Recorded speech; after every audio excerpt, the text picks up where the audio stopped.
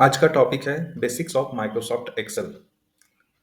आज का टॉपिक उनके लिए है जो माइक्रोसॉफ्ट एक्सेल को शुरू से जानना चाहते हैं। उनको माइक्रोसॉफ्ट एक्सेल आज से पहले उन्होंने कभी यूज़ नहीं किया है, तो माइक्रोसॉफ्ट एक्सेल में उनको पहले उनका आइडिया लेना है एंड फिर उसमें कैसे काम किया जाता है वो सीखना है। तो आप अगर पहले से काम कर रहे हैं या आपको माइक्रोसॉफ्ट एक्सेल के बारे में आइडिया है, तो आप इस वीडियो को स्किप करके आगे बढ़ सकते हैं दूसरे टाइम स्टैम्प पे। और अगर आप माइक्रोसॉफ्ट एक्सेल को शुरू से सीखना चाहते हैं, तो आप हमारे साथ इस वीडियो में बने रहिए। आप सभी को ये लग रहा होगा कि अगर मुझे बेसिक्स ऑफ माइक्रोसॉफ्ट एक्सेल जानना है, तो इस चैट जीपीटी पे हम लोग क्या कर रहे हैं। आप सभी को पता होगा, अगर नहीं पता है तो मैं बता देता हूँ। चैट जीपीटी एक एआई टूल है। इसके ज़रिए हम लोग काफ़ी सारे सवालों का आसान तरीके से जानकारी ले सकते हैं। तो अभी जो मैं यूज़ करने वाला हूँ चैट जीपीटी को, इसमें मैं देखूंगा माइक्रोसॉफ्ट एक्सेल का हिस्ट्री क्या है। यहाँ पे मैं पूछ भी सकता हूँ इनसे इस माइक्रोफोन के ज़रिए, एंड यहाँ पे मैं लिख भी सकता हूँ। तो चलिए मैं इनसे पूछता हूँ कि माइक्रोसॉफ्ट का हिस्ट्री क्या है, देखते हैं ये क्या रिप्लाई देता है। I want to know about the history of Microsoft Excel.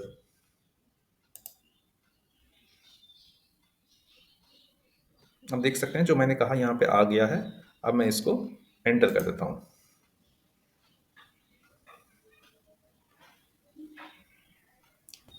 हमें प्रॉम्प्ट का रिस्पांस मिल चुका है। आइए देखते हैं क्या हिस्ट्री है माइक्रोसॉफ्ट एक्सेल की। देखिए, एक्सेल का पहला वर्जन जो है 1985 में आया, जो कि सिर्फ और सिर्फ मैक ओनली है, यानी वो एप्पल कंप्यूटर के लिए बना हुआ था। बाद में 1987 में माइक्रोसॉफ्ट एक्सेल का सेकंड वर्जन आया, जो कि विंडोज़ के लिए बना हुआ था। तो कहीं ना कहीं माइक्रोसॉफ्ट एक्सेल का जो स्टार्टिंग हुआ है वो 1985 से है। 1985 से 2025 एक्सेल को आए हुए 40 साल हो चुके हैं 2025 में। तो ये एक ऐसा प्रोडक्ट है, एक ऐसा टूल है जो पिछले 40 सालों से मार्केट में अवेलेबल है। इससे हमें ये तो पता चलता है। उसके बाद काफ़ी सारे ऐसे माइलस्टोन हैं जो एक्सेल ने अचीव किया है। 1990 में एक्सेल 3.0 हुआ, जहाँ पे आप देख सकते हैं क्या क्या चीज़ें उसमें ऐड हुआ। एक्सेल 4 में जो है क्या चीज़ें हुआ, मैक्रोज जो है लाया गया। 93 में विजुअल बेसिक्स लाया गया। 95 में एक्सेल्स में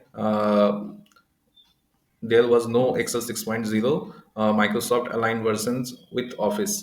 तो 5 के बाद डायरेक्ट यहाँ पे 7 आया था, कोई 6 का वर्जन नहीं आया था।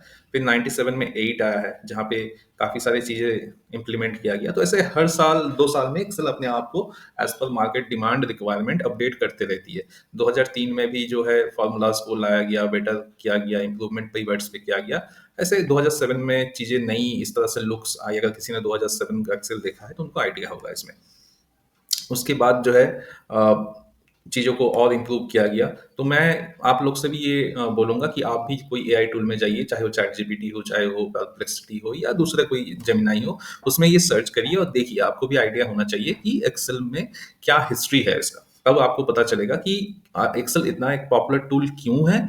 और पिछले 40 सालों से मार्केट में अगर आपको रेलिवेंट बन के रहना है, तो भी आप में कुछ ना कुछ तो बात होना चाहिए, तभी जाके आप 40 सालों से एक अच्छा रोल प्ले करिएगा और सबके बीच में एक रिलेवेंट होके टूल बन के रह सकते हैं। ठीक है? काफ़ी सारे 21 में जो चेंजेस हुए हैं सब दिया हुआ है यहाँ पे, तो आप इस चीज़ को रेफर कर सकते हैं। ये मैं आप लोग के लिए एक टास्क दे रहा हूँ, जो आप अगर अपने से जाके देखिएगा तो आपको लर्निंग्स इसमें काफ़ी ज़्यादा मिलेगा। तो चलिए अब चलते हैं एक्सेल में।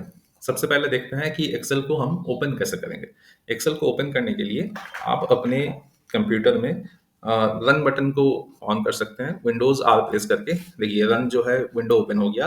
इसमें आपको लिखना है एक्सेल, ठीक है, और एंटर कर देना है। आपके पास एक्सेल जो है ये ओपन होके आ जाएगा। तो ये जो एक्सेल है ये एक्सेल का होम पेज है। एक्सेल पहले ऐसा नहीं आता था, एक्सेल डायरेक्टली ओपन होता था। ये जो है 2013 से एक होम पेज ऐड हुआ है। तो होम पेज पहले आता है, उसके बाद जो है अगर हम ब्लैंक वर्कबुक जहाँ पे अभी है वहाँ पे अगर क्लिक करेंगे तो डायरेक्ट एक्सेल ओपन हो जाता है। तो क्योंकि अभी होम पेज है तो होम पेज में क्या है हम लोग एक बार देख लेते हैं। यहाँ पे कुछ आपको प्री डिफाइंड फॉर्मेट्स दिए हुए हैं जो आप यूज़ कर सकते हैं। लेकिन अगर हमें सीखना है तो हमें फॉर्मेट्स नहीं चाहिए, हमें ब्लैंक एक्सेल चाहिए जिसमें हम सीख सकते हैं। नीचे अगर आते हैं तो रिसेंट में आपने कौन कौन सा एक्सेल ओपन किया है वो दिया हुआ है। फेवरेट्स में अगर आपका कोई फेवरेट एक्सेल है जो आपने फेवरेट करके रखा है तो वो दिया हुआ रहेगा। अगर फेवरेट्स में जाएंगे यहाँ पे कुछ नहीं है। अगर मैं कुछ करना चाहता हूँ तो ये स्टार मार्क में मैं फेवरेट करके रख सकता हूँ। जैसे मैं फेवरेट करके रखूंगा, अगर मैं जाऊंगा तो देखिए वो अवेलेबल होगा वहाँ पे। ठीक है, अगर मुझे हटाना है तो मैं इसको अनस्टार कर दूंगा। और शेयर्ड विद मी, अगर आपके साथ किसी ने एक्सेल शेयर करके रखा है तो आपको वो दिखेगा यहाँ पे। आपको ये बता दूं, ये शेयर विद मी ये जो फीचर है, ये सिर्फ और सिर्फ माइक्रोसॉफ्ट 365 के साथ ही अवेलेबल है। तो अगर आपके पास एक्सेल का कोई पुराना ओल्ड वर्जन है तो उसमें आपको ये जो है नहीं मिलेगा। ठीक है, देखिए आपके पास एक्सेल चाहे 2013 वर्जन है, 16 वर्जन है, 19 वर्जन है, 21 है, 24 है, कुछ नहीं है, सबका जो यूआई है वो लगभग सेम ही है। कुछ कुछ चीजें हैं, कुछ कुछ फार्मूलाज है जो इसमें है उसमें नहीं है। तो जब हम लोग आगे उसके बारे में बात करेंगे तो हम लोग उसमें जरूर इस बारे में बात करेंगे कि ये अभी जो है पुराने वर्जन में अवेलेबल है कि नहीं है। जैसे यहाँ पे ये ऑप्शन नहीं अवेलेबल है तो मैंने इसको हाईलाइट कर दिया। तो आगे भी अगर ऐसा कोई डिस्कस होगा तो हम हाईलाइट कर देंगे। बाकी एक्सेल सीखने के लिए स्टार्टिंग के लिए आपके पास ऑफिस 365 हो, इसका कोई भी जरूरत नहीं है। मैं कभी रिकमेंड नहीं करूंगा आपको। अगर आप एक बिगिनर है, आपके पास नॉर्मल कोई भी अगर एक्सेल है, पुराना वर्जन है, तो सफिशियंट है। ठीक है, तो ये हो गया आपका वेलकम स्क्रीन। अब यहाँ से हम अगर जाएंगे तो हम इस ब्लैंक वर्कबुक में क्लिक करके हम आगे बढ़ सकते हैं। चलिए, ए ओपन हो गया हमारा एक्सेल। अब यहाँ पे क्या होता है, इतने सारे ऑप्शंस देके कई बार जो न्यू कमर है, नए बंदे हैं जिनको एक्सेल सीखना है, वो कंफ्यूज हो जाते हैं कि इतने सारे बटन है, इसमें हम क्या करेंगे। तो इसमें कंफ्यूज होने का कुछ नहीं है। ये जब हम लोग आगे सीखेंगे तो हमें एक एक चीज करके हर चीज का पता चल जाएगा कि इसका क्या यूज है, इसका क्या यूज है। ठीक है, मैंने अपना कर्सर हाइलाइटर को एक्टिव कर लिया है ताकि आपको समझने में आसानी हो। अब मेरा कर्सर जहां भी जाएगा आपको ये येलो कलर का एक ट्रांसपेरेंट सर्कल देखने के लिए मिलेगा, जो आपको हेल्प करेगा कि मैं कहाँ पे हूँ ये समझने के लिए। चलिए शुरू करते हैं हम सबसे पहले टाइटल बार से। एक्सेल के ऊपर जो ये सबसे पहले वाला एरिया आप देख रहे हैं, मैं आपके सहूलियत के लिए इसको जूम कर लेता हूँ। इसको टाइटल बार बोलते हैं। यहाँ पे एक्सेल क्योंकि मैंने नया ओपन किया है तो बुक 1 है। अब जब सेव करेंगे आप उसको रीनेम करके आपको जो भी नेम रखना है वो नेम आप दे सकते हैं। सबसे पहले यहाँ ऑटो सेव का ऑप्शन आ रहा है जो ऑफ किया हुआ है। ये ऑप्शन अगर आपके पास नहीं आ रहा है तो कोई बात नहीं है, ये 365 के लिए है। अगर आप इसे ऑन रखेंगे तो ये आपका वन ड्राइव है, इनका क्लाउड में सेव होता है। ठीक है, ये ऑप्शन है सेव के लिए। उसके बाद ये ऑप्शन है अंडू और रीडू के लिए। अगर आप इस पे जाके अपना कर्सर रखेंगे तो क्या है वो आपको दिखा देगा, और उसके साथ उसका शॉर्टकट की क्या है ये भी आपको दिखा देगा। कंट्रोल प्लस जेड है इनका शॉर्टकट की, ये आगे जाके आपको काफी बार यूज करने के लिए मिलेगा कंट्रोल जेड। तो अगर आप इसको लिखना चाहते हैं तो आप लिख सकते हैं। जो भी इंपॉर्टेंट शॉर्टकट की होगा वो मैं जरूर आपको याद दिला दूंगा ताकि आप उसको लिख ले। कुछ ही इंपॉर्टेंट होते हैं जो मैक्सिमम टाइम सबको यूज करना होता है, तो इसे आप अगर लिख के रखेंगे तो आपके लिए ज्यादा सहूलियत होगा। यहाँ पे आपका सेव करने के लिए कंट्रोल एस प्रेस किया जाता है, इसे भी आप लिख लीजिए। बहुत बार यूज होता है ये शॉर्टकट की, control plus S, control plus Y, control plus Z. Control plus Z है आपका अंडू के लिए, कंट्रोल प्लस वाई है आपका रीडू के लिए। ठीक है, आगे हम यहाँ दे सकते हैं, इसको कस्टमाइज किया जा सकता है आपका क्विक एक्शन टूलबार को। यहाँ पे जो भी है ये क्विक एक्शन टूलबार है जिसमें आप अपने हिसाब से आपका जो भी मोस्ट फ्रिक्वेंट यूज ऑप्शन है उसको रख सकते हैं। अगर आपको लगता है कि आपको प्रिंट के लिए रखना है, जो कि बहुत बार प्रिंट होता है, आप इसको ऐड कर दीजिए। आप यहाँ आइए, डायरेक्ट प्रिंट ऑप्शन प्रेस करिए। ठीक है, अगर आपको नहीं रखना है तो आप यहाँ से इसको रिमूव कर सकते हैं। आगे भी आपको यहाँ से कोई ऑप्शन रखना है तो आप वो ऑप्शन को रख सकते हैं। आप जस्ट उसके ऊपर जाइए और उसको राइट क्लिक करके add to quick action toolbar करिए, वो ऑप्शन यहाँ पे आपका ऐड हो जाएगा। या तो फिर ये सर्च बटन ऑप्शन अवेलेबल है, आप सर्च करिए। आपको कुछ भी सर्च करना है यहाँ पे आप लिखिए। जैसे मान लीजिए आपको सर्च करना है मेल मर्ज या तो सिर्फ मर्ज, देखिए मर्ज एंड सेंटर आ गया आपके पास। ठीक है, आपको और दूसरा कुछ सर्च करना है, जैसे प्रिंट सर्च करना है, तो ये आपके पास प्रिंट आ गया ऑप्शन, रिव्यू एंड प्रिंट का। ठीक है, सेट प्रिंट एरिया, सब ऑप्शन आपके पास अवेलेबल है। आप जो चाहिए आप यहाँ पे सर्च करिए, आपको मिल जाएगा वो। उसके बाद इस एरिया में जो है, यहाँ पे आपका जिस लाइसेंस नेम है वो शो होता है, एंड फिर ये आपका क्लोज है, और ये रिस्टोर डाउन है, एंड मिनिमाइज है। ये हर टैब में आपका नॉर्मल, आपने इससे पहले भी कोई विंडो ओपन किया होगा तो रहता ही है इसमें। ठीक है, ये ऑप्शन आपको मिलेंगे टाइटल बार में। उसके बाद आपको यहाँ पे टैब ऑप्शन आता है। टैब जो है आपका फाइल में हमारा वो ऑप्शन रहता है जो हमने वेलकम स्क्रीन में कवर किया है। अगर आप इसमें आएंगे तो ये आपका वेलकम स्क्रीन होता है, जो फाइल वाला ऑप्शन में हमने कवर, वेलकम स्क्रीन वाला ऑप्शन हमने अभी फाइल में जाने से आपको मिलेगा। ठीक है। उसके बाद अगर आप जो है अपना एक्सेल वर्कबुक में आ जाते हैं, तो आपको सबसे पहला जो टैब मिलेगा वो है होम। ये home, insert, drop, page layout, formulas, data, review, view, automatic developer, या जो भी है ये आपको एक एक टैब है। तो आपके केस में हो सकता है कि ये पीछे के कुछ टैब ना हो, लेकिन व्यू तक का आपका टैब मिलेगा। ये automate, developer, help, Acrobat and power pivot हो सकता है आपके केस में अवेलेबल ना हो, या किसी ने अगर एक्टिवेट करके रखा है तो एक्टिवेट रहेगा, बट ये व्यू तक आपको तो मिलेगा ही। तो अभी जो है हम इसी टैब को अगर है तो हमारे लिए वो सफिशियंट है। ठीक है। यहाँ पे देखिए शेयर का ऑप्शन है, अगर आप शेयर करना चाहते हैं इस वर्कबुक को किसी के साथ तो शेयर कर सकते हैं। ठीक है। और ये कमेंट है, अगर आप चाहते हैं कोई कमेंट यहाँ पे ऐड करके आप आगे हम देखेंगे, जब हम यहाँ पे कोई कमेंट ऐड करते हैं तो इस वर्कबुक में टोटल कितने कमेंट है वो यहाँ पे आपको शो करेगा, एक लिस्ट आ जाएगा। यहाँ पे अभी कोई कमेंट नहीं है इसलिए दिख नहीं रहा है, अगर जितना कमेंट होगा एक लिस्ट आ जाएगा वो आपको शो करेगा कितना कमेंट है। तो ये हो गया हमारा टैब सेक्शन। अब हर टैब के अंदर एक रिबन होता है। ठीक है। जैसे अगर होम हो गया, इंसर्ट हो गया, ड्रॉ हो गया, इसमें जाएंगे तो ये रिबन्स है। रिबन्स के अंदर कुछ ग्रुप्स होते हैं, जैसे आप देखेंगे पहला ये सेपरेट किया हुआ एक स्ट्रेट लाइन में। ठीक है। तो ये ग्रुप है क्लिपबोर्ड का, फिर फ्रंट का है, इसमें फिर सेपरेटर है, उसके बाद ये अलाइनमेंट का है। इसमें बहुत सारे ऑप्शंस होते हैं जो यहाँ पे अगर आप जाएंगे तो आप देख सकते हैं कि इसका शॉर्टकट की भी दिख रहा है, और यहाँ पे अगर क्लिक भी करेंगे तो ये ग्रुप ओपन हो जाता है। यहाँ पे मल्टीपल ऑप्शंस हैं जो आप यूज कर सकते हैं। सेम फॉर इसके लिए भी है, यहाँ पे भी ये ओपन हो जाता है। तो यहाँ पे भी मल्टीपल ऑप्शंस है जो आप यूज कर सकते हैं। तो जहाँ पे भी ये ऐसे ग्रुप्स है और अंदर कुछ ऑप्शन और अवेलेबल है वो आप यहाँ पे जाके चेक कर सकते हैं। ठीक है।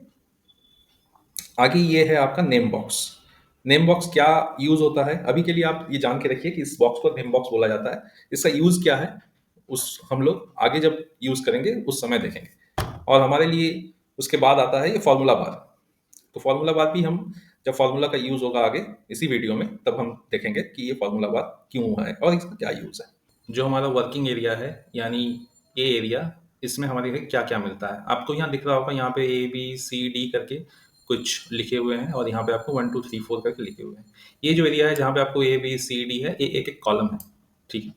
ए एक कॉलम है, बी एक कॉलम है, सी कॉलम है, डी कॉलम है, और ये 1 2 3 4 जो है ये रो है। अगर आप देखें तो यहाँ पे रो है, आपको ऐसा सेपरेट कॉलम मिलेगा और यहाँ पे सेपरेट रो मिलेगा। और जो ये पर्टिकुलर जगह है, इस जगह का जो नेम बॉक्स हमने बताया था, इस नेम बॉक्स में आपको यहाँ का लोकेशन दिखेगा। अगर मैं यहाँ पे क्लिक किया हूँ तो ये सी है, सी कॉलम है एंड रो 6 है, तो इसका जो एड्रेस है वो आपको यहाँ पे दिख रहा होगा। ठीक है। तो ऐसे ही हमें ये जानना पड़ेगा कि हमारे पास टोटल कितने रो होते हैं और टोटल कितने कॉलम होते हैं। अगर आप यहाँ पे देखें तो यहाँ पे अगर मैं सबसे लास्ट में चला जाऊं, मैं सबसे लास्ट में आ गया। यहाँ पे देखिए आप, टोटल 10,48,576 रो है हमारे पास। ठीक है। सबसे लास्ट में गया तो इतना रो है। अब फिर से मैं सबसे ऊपर आ गया, तो सबसे नीचे और सबसे ऊपर मैंने कैसे किया, मैंने शॉर्टकट की के जरिए किया। शॉर्टकट की है control plus down arrow and control plus up arrow. Control down arrow and control up arrow करके आप ऊपर नीचे कर सकते हैं। सेम राइट एंड लेफ्ट के लिए control right and left arrow press करके भी आप extreme right, extreme left, extreme up, extreme जो डाउन है जा सकते हैं। ठीक है। अभी अगर हमें जानना है कि हमारे यहाँ पे कॉलम कितने हैं, तो कॉलम हमारे यहाँ पे ये लिखा हुआ नहीं है। अगर हम एक्सट्रीम राइट में आ भी जाए तो हमें दिख नहीं रहा है। तो हमें कैसे पता चलेगा, क्या हम यहाँ पे ऐसे ऐसे करके गिनेंगे कि हमारे पास कितना है? बिल्कुल नहीं गिनेंगे। तो अगर हमें पता है कि हमारे पास कॉलम कितना है तो अच्छी बात है। टोटल हमारे पास कॉलम रहते हैं 16,384। ठीक है। तो चलिए देखते हैं कैसे इस चीज को कैलकुलेट किया जा सकता है। यहाँ पे हम वन सेल में हम 1 प्रेस करते हैं, ऐसे हर सेल में जो यहाँ पे है हम 1 प्रेस करेंगे और लास्ट में उसको सम कर देंगे तो हमें पता चल जाएगा कि टोटल कितना कॉलम है। तो शॉर्टकट की से हम लोग लास्ट तक जाएंगे एंड हर इसमें हम 1 प्रेस करते हैं। अगर आप देखें तो नंबर जो मैंने बताया था यहाँ पे 16,384 आपको दिख रहा होगा। तो इतना हमारे पास रो है और कॉलम कितना है वो आपको पता है। ठीक है। नंबर था 16,384। ये इतने हमारे पास कॉलम है और रोज है 10,48,576। तो क्या हम इतना डेटा यहाँ पे डाल सकते हैं? डाल सकते हैं, लेकिन इतना ज़्यादा अगर डेटा हम यहाँ पे डालेंगे तो एक्सेल हैंग हो जाता है, क्योंकि एक्सेल की क्षमता नहीं होती है इतनी बड़ी डेटा को हैंडल करने का या उस पर काम करने का। तो आपका बिल्कुल सवाल हो सकता है कि अगर इतनी बड़ी क्षमता नहीं है तो ये नीचे इतना क्यों दिया गया है? इस डेटा को आप सेव करके रख सकते हैं, लेकिन जब इस पे आप कुछ एक्टिविटी करिएगा या तो कुछ प्रोग्राम रन करिएगा तो एक्सेल इस चीज़ को नहीं हैंडल कर पाती है एंड हैंग कर जाती है। उसके लिए हमारे पास दूसरा प्रोडक्ट है, लेकिन उस पे हम अभी नहीं जाएंगे। आप के लिए 1 लाख डेटा भी बहुत है, ठीक है। 1 लाख डेटा पे भी अगर आप काम कर लेंगे तो मोर देन सफिशियंट है, फिर आप जो है एडवांस लेवल में चले जाइएगा। तो अभी जो है यहाँ 10 लाख का ऑप्शन है, तो ये कोई मैटर ही नहीं करता है हमारे लिए, ठीक है। तो हमने रो एंड कॉलम जान लिया, हमने ये जान लिया कि सेल एड्रेस क्या है। अब एक रेफरेंस होता है रेंज का, कैसे होगा? जैसे मैं कोई भी जगह से कहीं से भी सिलेक्ट करता हूँ, इस एरिया को मैंने सिलेक्ट कर लिया, तो इस एरिया ये एरिया को सेल रेफरेंस बोला जाता है, ठीक है। अभी के लिए जान के रखिए, बाकी जब इसका यूज होगा उस समय हम इस चीज को जरूर आपको याद दिलाएंगे कि सेल रेफरेंस हम लोग ने सीखा था, उसका क्या यूज है, ठीक है। उसके बाद हम यहाँ पे अगर आते हैं, देखिए यहाँ शीट 1 है, तो एक वर्कबुक में यहाँ पे एक शीट, अब यहाँ पे ये जो प्लस सिंबल है इसमें प्लस करके मल्टीपल शीट भी ला सकते हैं, ठीक है। अगर आपको एक शीट की जरूरत है और एक है तो आप उसको प्लस करिए, शीट 2 भी आ जाएगा, एक बार प्लस करिए शीट 3 भी आ जाएगा। तो आपको जितना शीट चाहिए आप यहाँ पे ऐड कर सकते हैं। एक बुक के अंदर जो एक पेज होते हैं तो यहाँ पेजेस नहीं है, यहाँ शीट, मल्टीपल शीट आप यहाँ पे ऐड कर सकते हैं एज पर आपका रिक्वायरमेंट के हिसाब से। और ये आपका स्क्रॉल है राइट लेफ्ट करने के लिए, आप इस चीज को यहाँ पे स्क्रॉल कर सकते हैं। यहाँ पे भी आपका ऊपर नीचे करने के लिए स्क्रॉल दिया हुआ है। जब डेटा आपका बड़ा हो जाएगा तब इसको आप ऐसे करके स्क्रॉल ऊपर नीचे कर सकते हैं, और जब इस समय भी इधर आ जाएगा तो आप देखिएगा ऐसे भी स्क्रॉल आप कर सकते हैं, ठीक है। स्क्रॉल दिया गया है। उसके बाद यहाँ पे एक्सेल को जूम करने का ऑप्शन दिया गया है। अगर आपको जूम करना है, मान लीजिए यहाँ पे कुछ डेटा है, आपको इसको बड़ा करके देखना है, तो आपको इस चीज को आप जूम करेंगे तो एक्सेल भी जूम हो जाएगा, आप देख रहे होंगे, ठीक है। 400% तक आप जूम कर सकते हैं इसको। नॉर्मल जो है लेवल वो 100% है, आप इसको छोटा भी कर सकते हैं। तो जैसे हमने ज़्यादा छोटा किया तो आपको दिख रहा होगा कि ये टाइम लेने लगा, तो इस चीज़ को कैलकुलेट करने के लिए एक्सेल को टाइम लग रहा है। तो हम इसको फिर से जो है 100% पे ले आएंगे। आप देख रहे होंगे कि ये इस चीज़ को परफॉर्म करने के लिए कंप्यूटर को प्रोसेसिंग पावर चाहिए होता है, ठीक है। जब इतना आप वो स्मॉल कर देते हैं, तो अभी हम लोग कोशिश कर रहे हैं कि इसको हम पहले से 100% पे ले आए।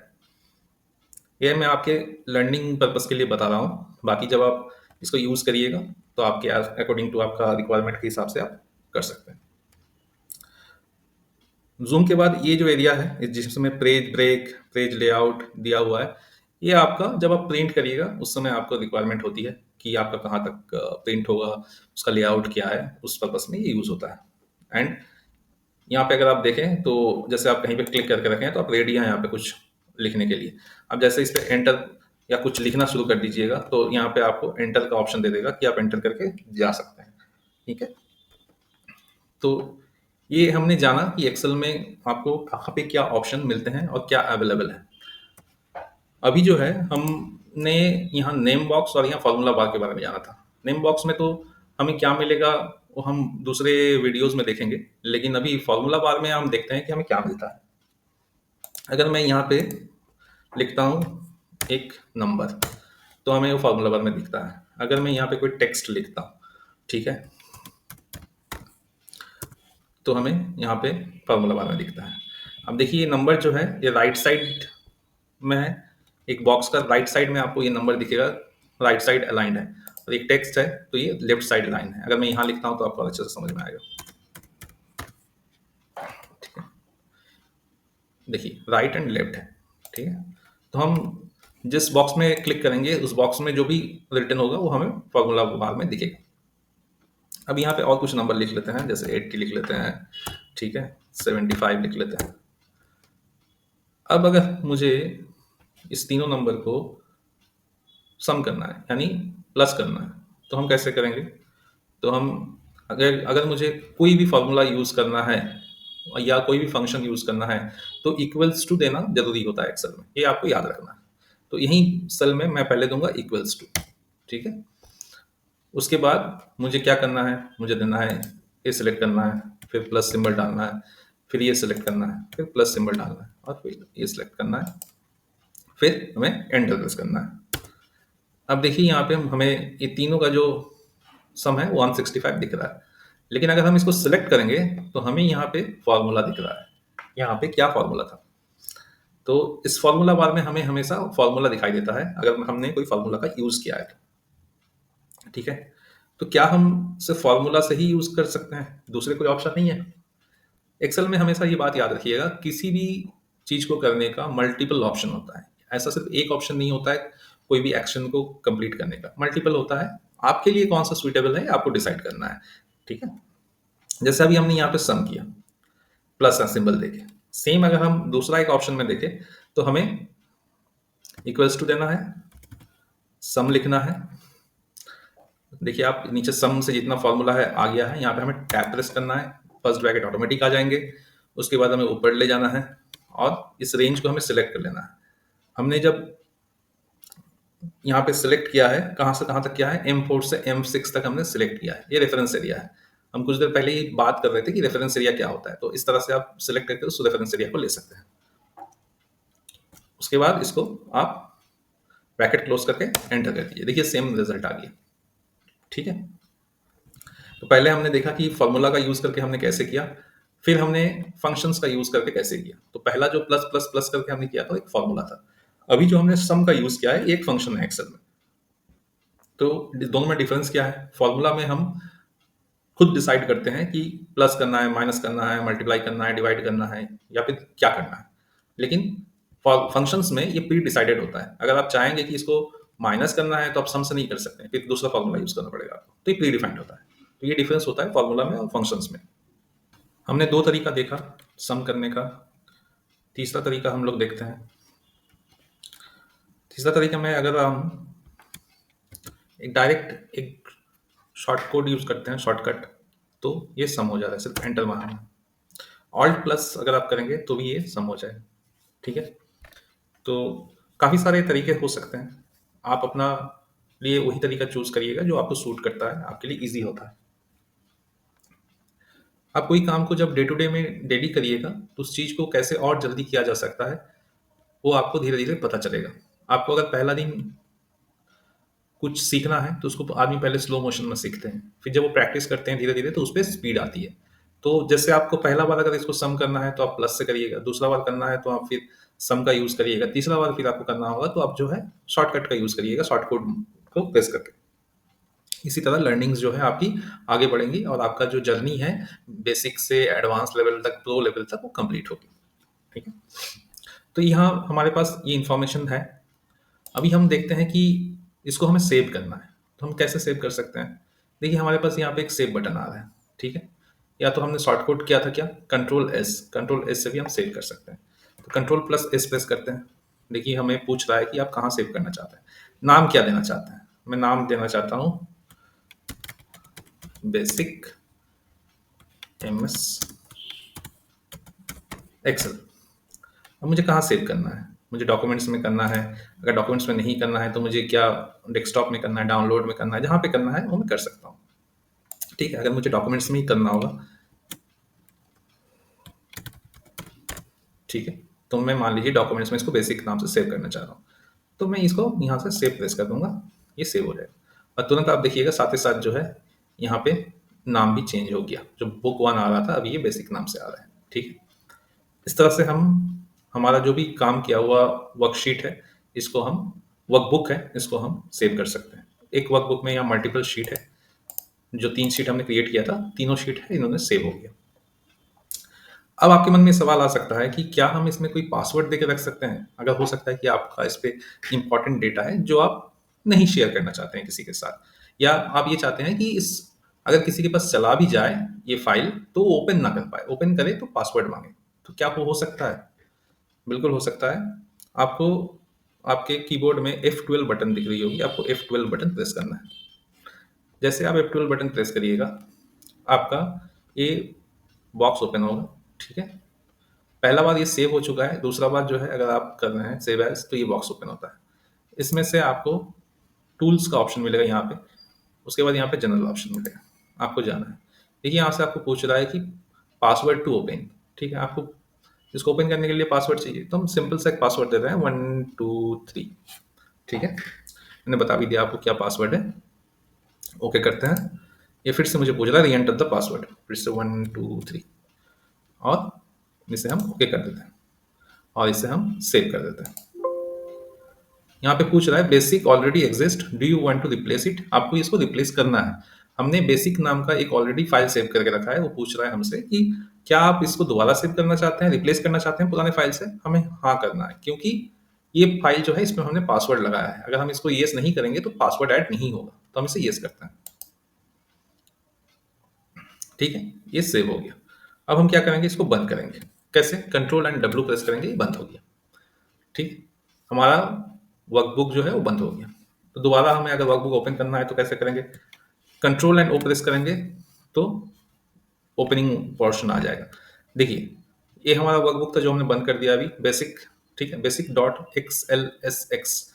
ये एक्स एल एस एक्स जो होता है ये एक्सेल का आपका एक्सटेंशन होता है। ठीक है, तो हम एक्सेल का कोई जो फाइल सेव होता है तो इसी डॉट एक्सेल एस एक्स से ही सेव होता है। जैसे आप देखे होंगे कि डॉट पी डी एफ, जब पी डी एफ कोई फाइल सेव होता होगा तो एक्सेल जब होता है तो एक्सेल एस एक्स से ही सेव होता है। बहुत सारे और भी एक्सटेंशन है, फिलहाल आप ये जान के रखिए एक्सेल का फाइल एक्सेल एस एक्स से ही हम पहचानते हैं सेव होता है।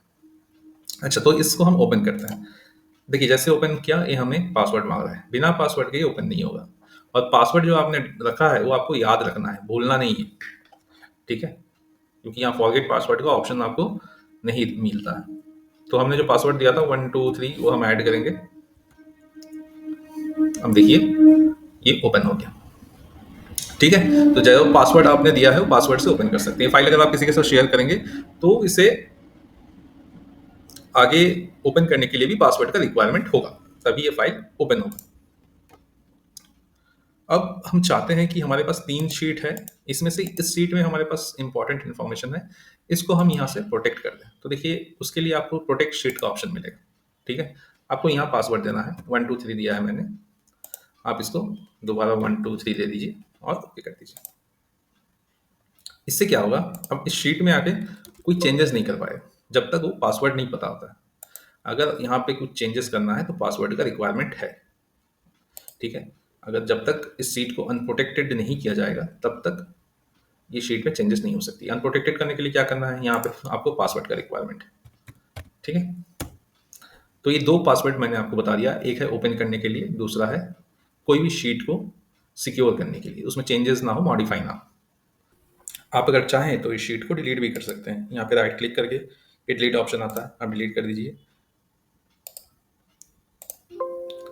देखिए अगर इसमें कुछ लिखा हुआ है और अगर आप डिलीट करना चाहते हैं तो Microsoft Excel will permanently delete this sheet, you want to continue, ये इसलिए दे रहा है क्योंकि अगर आप यस कर देंगे या डिलीट कर देंगे तो जो भी यहाँ लिखा हुआ है वो आपके कंट्रोल जेड करने से दोबारा वापस नहीं आएगा। हमने यहाँ पे सीखा था अनडू और रीडू को, तो वो नहीं होगा। तो अगर आप इसको डिलीट कर देते हैं तो परमानेंटली डिलीट हो जाएगा। ठीक है, तो हमने ये डिलीट कर दिया।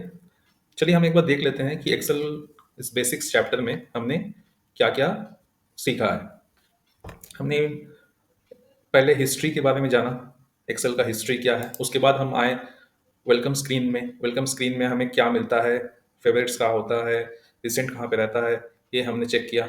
उसके बाद हम जो है एक्सेल का मेन वर्कबुक में आए, उसके बाद title bar, quick action tool bar, यहाँ पे आपका जो है फाइल्स, इंसर्ट, ड्रॉ, जो ऑप्शंस हैं इनके बारे में हमने जाना। उसके बाद जो रिबन है उनके बारे में जाना, रिबन के अंदर ग्रुप्स क्या है उनके बारे में जाना, नेम बॉक्स, फॉर्मूला बार, कैसे एंट्री किया जाता है, रो कौन से हैं, कॉलम कौन से हैं। ठीक है, इसके बारे में हमने जाना। शीट कहाँ से ऐड हो सकता है, स्टेटस बार क्या होता है, ठीक है, फॉर्मूला कैसे होते हैं, फंक्शंस क्या होते हैं, ये सब के हम बारे में हमने जाना। तो बेसिक माइक्रोसॉफ्ट एक्सेल चैप्टर में इतना ही, आगे हम लोग मिलेंगे नेक्स्ट वीडियो में।